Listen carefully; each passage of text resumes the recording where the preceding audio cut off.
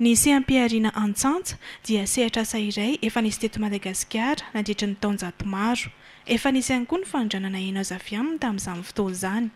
Manoloana izany indrindra dia nitanterahana ny 4 Jiona 2024 tao amin'ny hôtely Grand Melis Analakely ny fankatoavana ny drafitra asa nasionaly amin'ny fikajiana sy fitantanana lovain-jafy ny Antsantsa sy ny Makomba.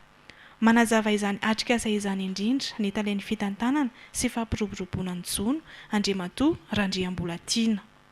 Ny Antsantsa moa dia anisany vokatra misy eto Madagasikara ary eo ihany koa eo amin'ny sehatra iraisam-pirenena dia zareo efa mahita koa fa mila tamingana zany ny karazany sasatsasany amin'io Antsantsa io amin'izao fotoana izao.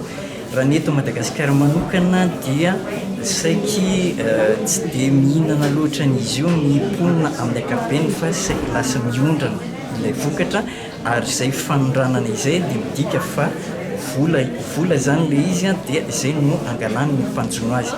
Raha tsy resaka ny vombona akio na ny aileron de requin izay mandeha any amin'ny tsena aziatika.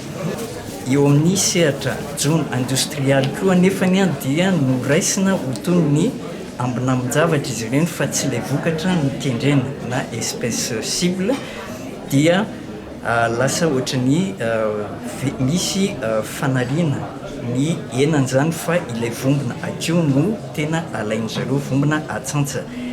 Dia izay zany no izahana ho hatsaraina amin'ny fomba fitantanana sy ny fomba fitrandrahana an'io akio amin'izao fotoana izao na ny Antsantsa. Arak'izany dia misy ny FDB izay nivoaka nandritra io atrika asa io araka ny fanazavana hatrany. Ny FDB ao anatin'izy io moa zany dia ametrahana an'izay hoe fikajiana ireo karazana izay efa manomboka mialany tamingana. Ary ihany koa eo amin'ny fitantanana ireo izay mbola misy fa mety atahorana ho lany tamingana ihany koa raha ohatra ka ny tsenam-barotra no mitantana ny fitrandrahana amin'izao fotoana izao dia ilantsika fitandremana zany ny fitantanana an'ireo Antsantsa izay mbola misy amin'izao fotoana izao. Manoloana izany rehetra izany dia mila ezaka avy amin'ny tsirairay ny fitandrona io fitantanana io.